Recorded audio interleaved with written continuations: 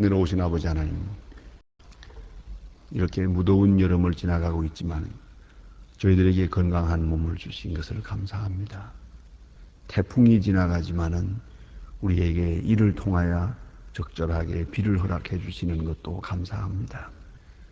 날마다 전쟁의 위험 속에 살아왔지만은 이만큼의 평안을 유지하게 하시고 또 평안 가운데 미래를 바라볼 수 있게 하심을 진심으로 감사합니다. 믿음이 약해서 늘 시에 넘어지기도 하고 물질에 끌리고 세상에 끌리고 사치함에 끌리고 게으름에 끌리고 있지만은 오늘도 이렇게 모든 시험을 물리치고 주님 앞에 나와 기도하며 밝고 깨끗한 마음으로 아침을 맞게 해주시오니 진심으로 감사하옵나이다. 아버지 하나님, 오늘도 무슨 일이 있을는지 우리는 하지 못합니다. 얼마나 어려운 일이 있을지 좋은 일이 있을지 깜짝 놀랄 일이 있을지 전혀 알지 못하고 망망한 가운데서 불확실한 시간을 보내고 있습니다. 하나님 아버지, 전에도 그랬듯이 주께서 인도하여 주시옵소서. 선한 길로 인도하시고 눈동자와 같이 지켜주시고 항상 강건케도 하시고 지혜롭게도 하시고 믿음 위에 굳게 서서 믿음의 장부의 길을 가게 하여 주시옵소서. 모든 것이 다 헛되지만 주의 한 것은 남고 하나님의 거룩한 사업을 위해서 일한 것, 그것만 주 앞에 남을 것 생각합니다. 하나님이여, 오늘도 보람 있는 생을 살게 하시고 우리가 한 일이 하나님 앞에 가서 영광이 되고 기쁨이 되게 하시고 오늘 내가 한 일이 주님 앞에 섰을 때에 자랑거리가 될 수 있는 그런 일을 하게 하여 주시옵소서. 하나님 아버지, 오늘도 하나님의 말씀이 바르게 새 있게 전해지고 또 들려지게 하소서. 이 말씀을 통하여 많은 사람이 구원받게 하옵소서. 주 앞으로 나오며 중생하며 주의 사람으로 거듭나게 하여 주시옵소서. 그리고 이 말씀을 위해서 수고하고 복음 전파를 위해서 애쓰는 주님의 신실한 일꾼들이 있습니다. 그 가정, 그 개인 모두에게 복을 내리시사 항상 주와 함께하며 주의 거룩한 사랑에 충만한 그런 가정들이 되게 하여 주시옵소서.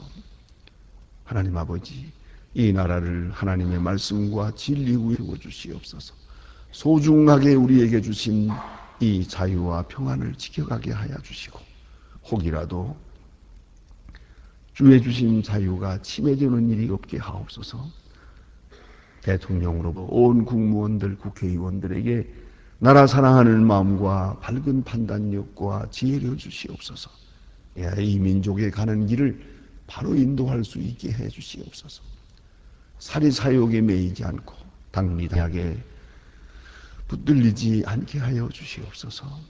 보다 더 밝은 미래를 창출하기 위해서 바른 길을 찾아 인도할 수 있게 하여 주시옵소서.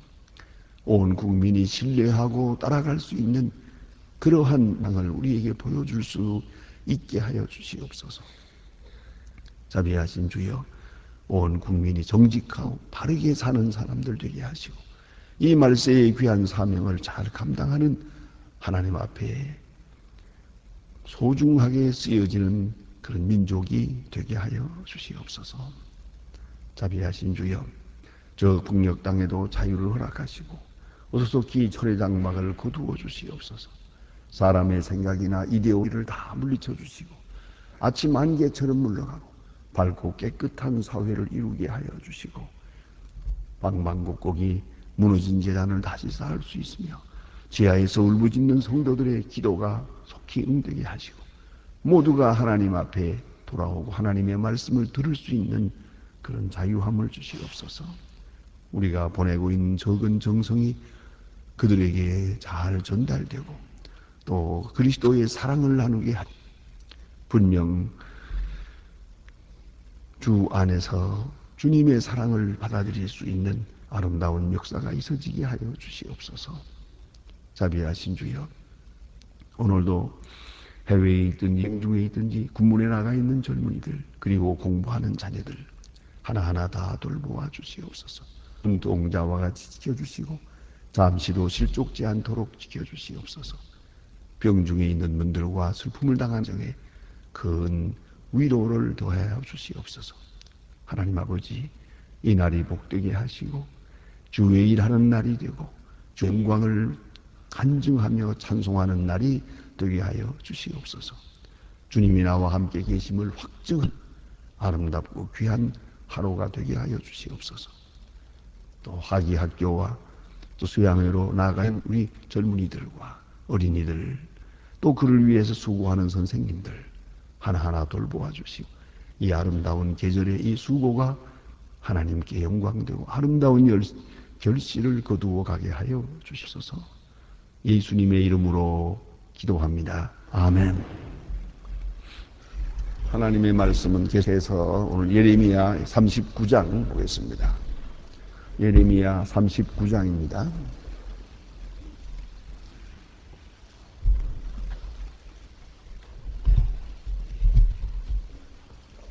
예레미야서 39장 좀 길지만은 1절서부터 18절 끝절까지 다 보도록 하겠습니다. 예레미야 39장 1절로 끝절입니다. 지금 다시 저와 같이 봉독하시겠습니다. 유다왕 시드기야의 9년 10월에 바벨론 왕 느부갓네살 그 모든 군가 와서 예루살렘에서 에워싸시더니 시드기야의 제 4월 그 입에 성함의 예루살렘이 함락됨에 바벨론 왕이 모든 방백이 이르러 궁중의 문에 앉으니 곧 네르가살리드와 살리고와 판관장 살리기 박사장 네르가살 가지고와 바벨론 왕이 기타 모든 방백들이 있다.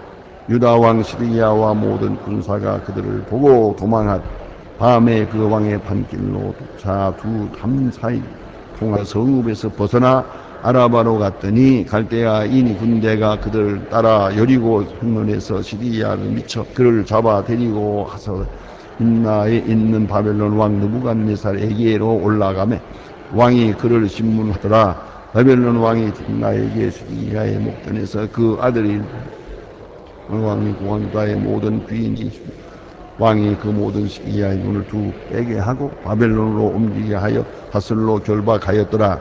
갈대인의 왕궁과 백성의 집에 불사른 예루살렘의 성벽을 허러 지휘대 방언에 앉아있는 방백과 자기에게 항복관자 그의 남은 모든 백성을 바벨론으로 잡아 옮기었습니다. 지휘관 느부갓네살과 아무 소유가 없는 비밀을 다 거기서 두고 그날의 포도원과 밭을 그들에게 주었더라.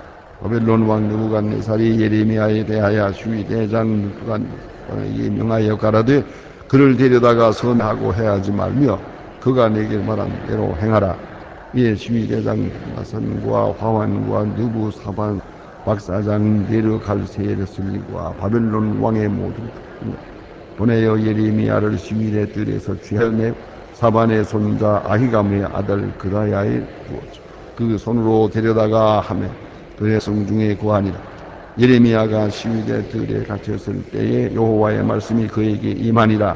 가라사대 너는 저 구승인 에스벨에게 말하기 만군의 여호와 이스라엘의 하나님의 말씀에 내가 이 성에 재앙을 내리라 복을 내리지 아니하리라 한 나의 말이 나의 목전에서 이루리라. 나 여호와가 말하노라. 내가 그 목에 너를 구원하리니 내가 그를 두려워하는 사람의 손에서 붙이우지 아니하리라.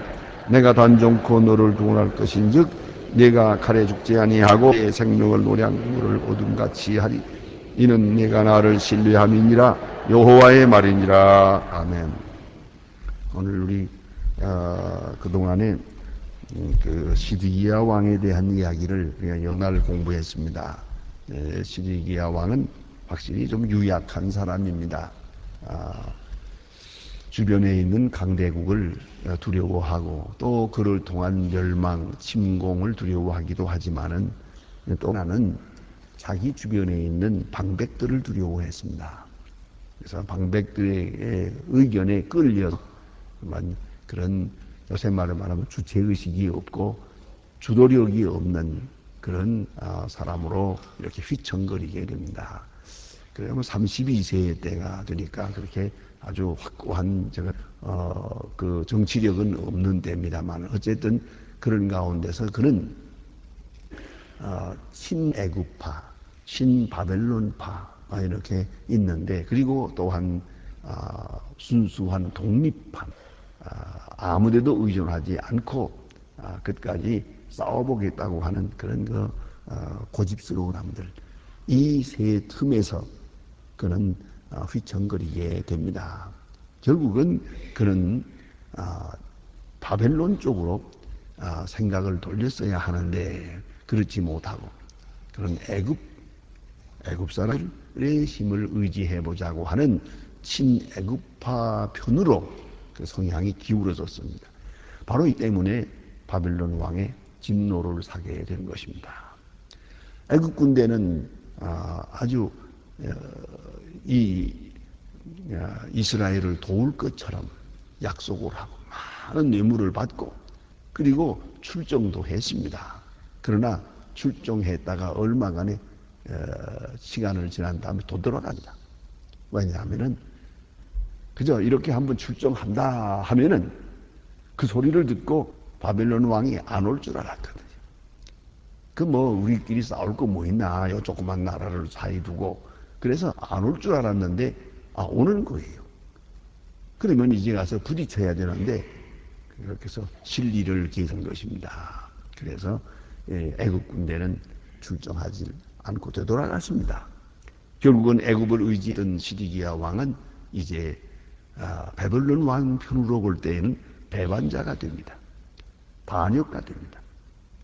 그러면 바벨론 왕이 그를 이렇게 미워하게 되고 오늘 본문에서 보는 바와 같이 그를 체포하게 됩니다. 두 눈을 빼게 되고 그리고 바벨론으로 끌고 가서 그래서 한평생을 고생하다가 거기서 죽게 됩니다.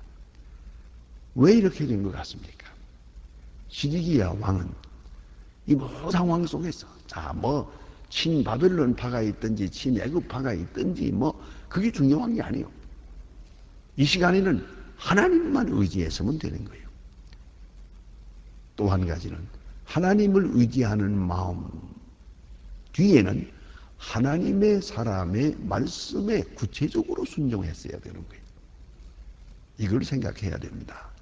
우리는 하나님을 의지하는 마음, 하나님께 기도하는 마음, 하나님께 모든 것을 끼는 그 마음 중요합니다. 그런데 그것이 구체적으로 현실적으로 어떻게 되는 것이냐, 그걸 알아야죠. 그것은 하나님께서 보내신 예레미야의 말을 들었어야 하는 거죠. 그러니까 우리가 하나님의 뜻 하지만은 종종 하나님의 뜻을 생각한다고 하면서도 속에서는 자기 뜻을 앞세우고 있거든요. 자기 욕망이 여기 깔리고 있거든요. 그런 거로 우리는 하나님의 보내신 선지자 예레미야의 말을 그대로 순종했으면 되는 거예요. 그럴 생각도 있어서 예레미야에게 다시 한번 물어보지 않았어요? 하나님의 뜻이 어떠냐? 뭐라고 말씀하시더냐? 그렇게 청종하는 때가 있었어요. 그럼 청종했으면 이제 순종해야 될 거예요. 말씀은 듣고 순종은 안 했어요. 말씀은 듣고 행하지 않았어요. 거기에 문제가 있는 거예요. 이 말씀을 듣고 행하려고 할 때 반대에 부딪히거든요. 그 반대에 부딪히는 불이익을 감수할 수 있어야죠. 우리가 어떻게 모든 사람에게 지지받을 수 있나요? 그렇지는 못해요. 하나님의 뜻을 따라가려면 자연히 인간의 뜻과는 반대되는 것이에요. 또 어떤 사람들 보기에는 어리석어 보이기도 해요. 시드기야 왕으로 볼 때는 더욱 그렇습니다. 예레미야의 말을 듣고 바벨론 왕에게 항복했다고 합시다. 그러면은 백성들이 그러겠죠. 왕이 끝까지 싸우다가 전사를 하든지 해야지. 그래 왕이 비겁하게 바벨론 왕에게 항복하고 물 꿇고 이게 도대체 무슨 일이란 말인가. 그럴 거 아니에요. 비겁하고 용기가 없다고. 여기서 이게 용기입니까? 하나님의 뜻을 떠난 용기는 용기가 아닙니다. 만용입니다. 만용. 쓸데없으니까 큰 소리만 치는 거지 아무 의미가 없는 거예요. 결국은 이 시드기야 왕이 여기서 plan을 잘못했어요. 모든 이 사람들의 생각, 모든 방백들의 충고, 권면 이거 다 깨끗이 물리치고 그대로 하나님의 뜻 앞에 순종했어야 하는 것이에요. 그러면은 어떤 길로든지 하나님께서 길을 열어주었을 거예요.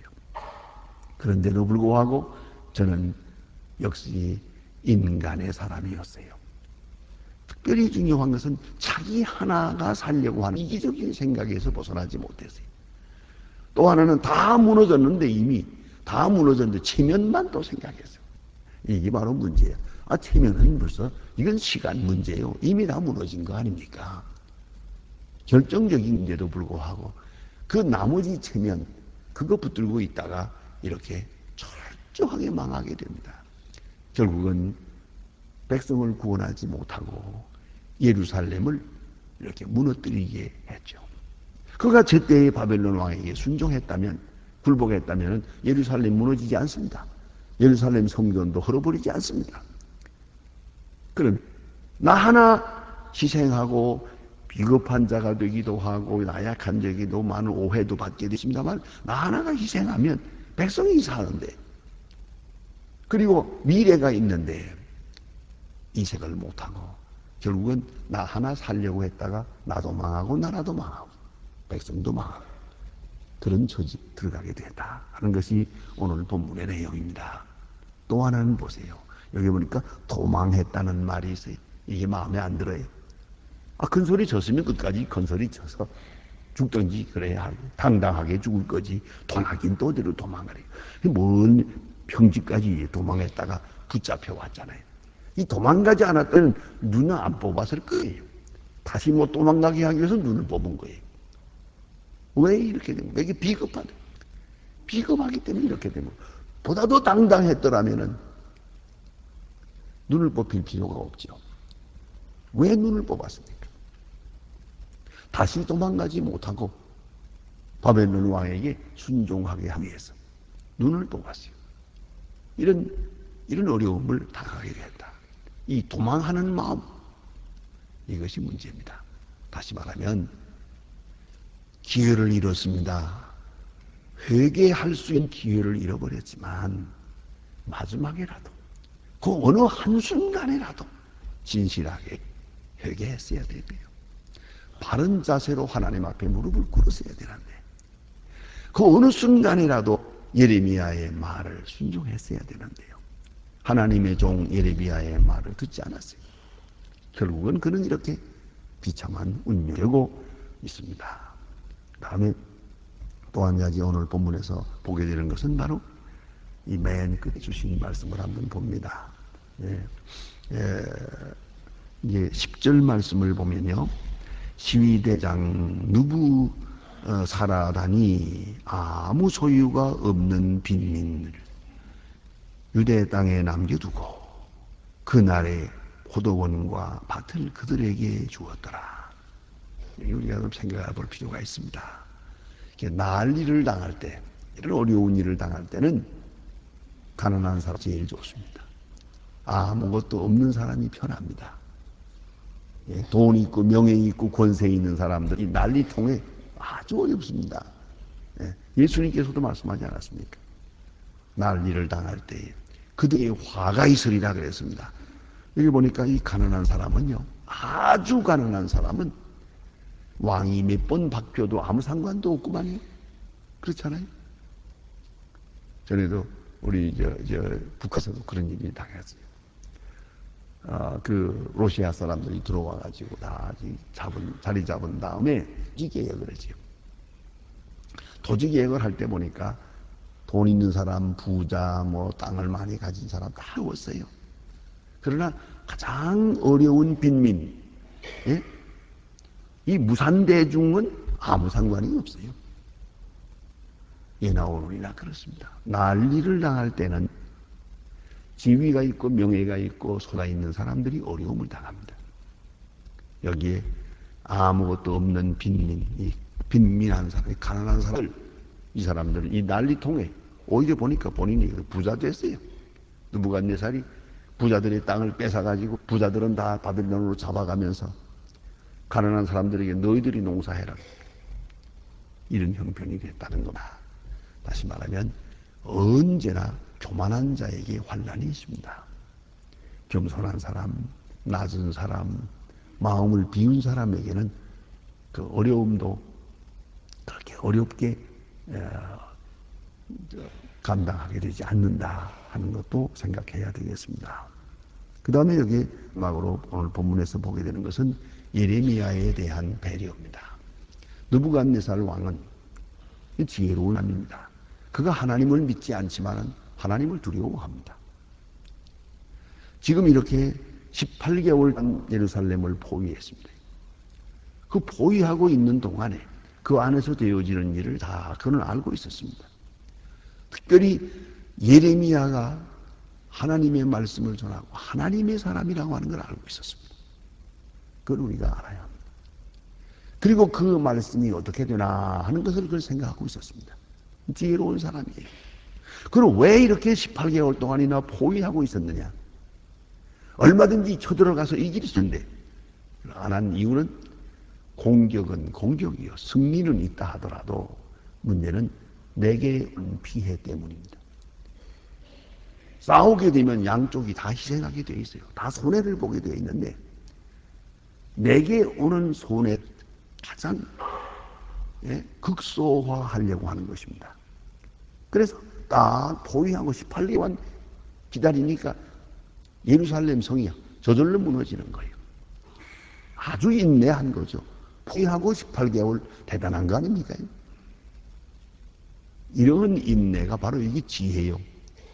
또 그리고 그 나름대로는 하나님의 뜻을 기다린 거죠. 그래서 예레미야와 지금 만난 일은 없지만은 예레미야가 활동하는 것을 보고 있었거든요. 지휘대 뜰에서 전하는 말을 그건 듣고 있었어요. 바벨론 왕에게 항복하라. 이것이 하나님의 뜻이다. 바벨론 왕 느부갓네살 이 소리를 들을 때 어떻게 생각했겠습니까? 나는 하나님을 믿지 않지만 저 사람은 하나님의 사람이 분명하구만. 하나님은 지금 우리 편이 되겠다. 그런 생각을 하게 됩니다. 그래서 오늘 본문에 보니까 예레미야를 놔주라 그랬어요. 예레미야에게 자유를 주라 그랬어요. 정치적으로 생각하면 예레미야가 바벨론 편이죠. 그러나 예레미야는 바벨론 편이 아닙니다. 특별히 여기서 우리가 생각해야 할 것은 이 자리에서만 아니라 느부갓네살은 지혜로웠어요. 선지자들의 하는 말과 선지자들의 말이 성취되는 것을 보았어요. 예언과 성취, 예언과 성취를 보면서 그는 하나님을 전적으로 믿는 사람은 아닙니다. 그러나 하나님의 사람에 대한 그 신분과 그 모든 일에 대해서 그걸 소중히 여겼어요.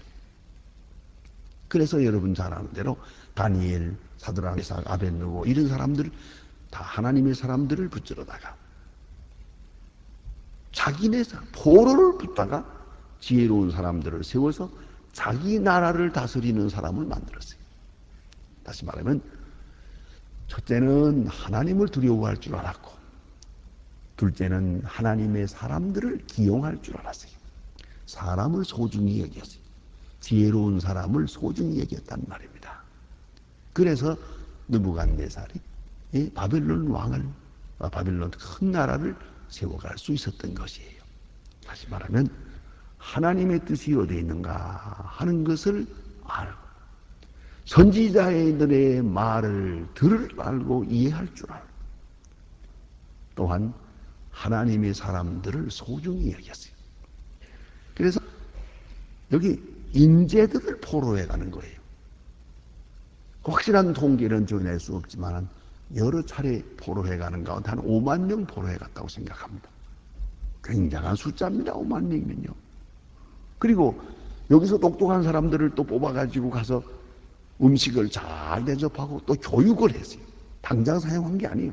훈련을 시켜가지고 그리고 그 중에서 출중한 사람들을 무치가를 삼고 기술자를 삼고 나라를 위해서 바벨론 나라를 위해서 일하도록 기회를 주었어요. 그게 중요한 것이죠.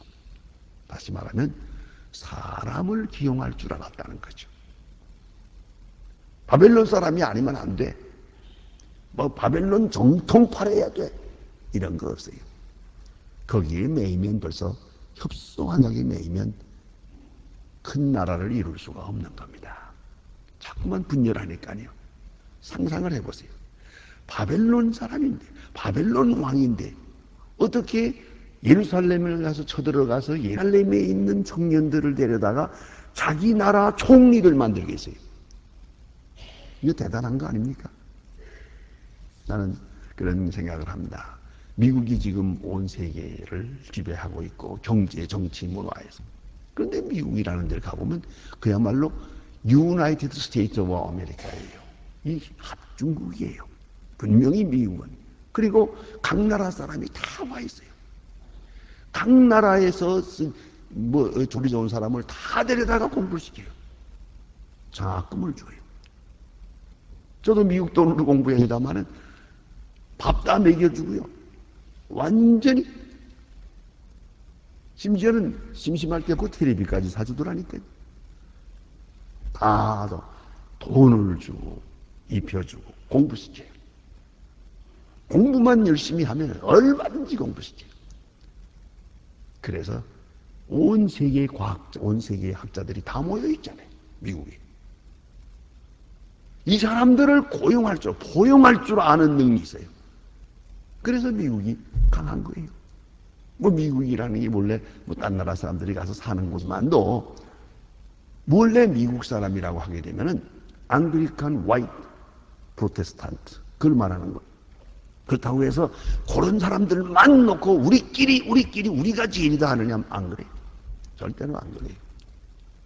각 나라에서 젊은 사람들 얼마든지 불러다가 똑똑한 사람들을 다 하는 공부를 시켜가지고 그 중에서 또 뽑아서 오늘의 미국을 이루는 거예요. 사람을 기용할 줄 알고 소중히 여기는 것이 이게 중요한 거예요. 느부갓네살은 아주 폭군이에요. 무서운 사람이에요. 그러나 오늘 본문에 보세요. 예레미야를 소중히 여기고 하나님의 말씀이 성취되어 가는 것을 자세히 보고 있어요. 예루살렘에 있는 젊은이들을 쓰는 사람을 다 붙들어다가 바벨론으로 옮겨놓아요. 그리고 자기 사람을 만들어요. 역사에 기록할 만한 인물이 아닙니까? 그는 폭군이에요. 그러나 바벨론의 강함은 여기 있었다는 걸 알아야 됩니다. 오늘 하나님께서 예레미야를 통하여 예언하고요. 그 예언한 바가 그대로 성취되는 것을 지켜보면서 느부갓네살이 이와 같은 정치를 펴게 된 것입니다. 기도하십시다.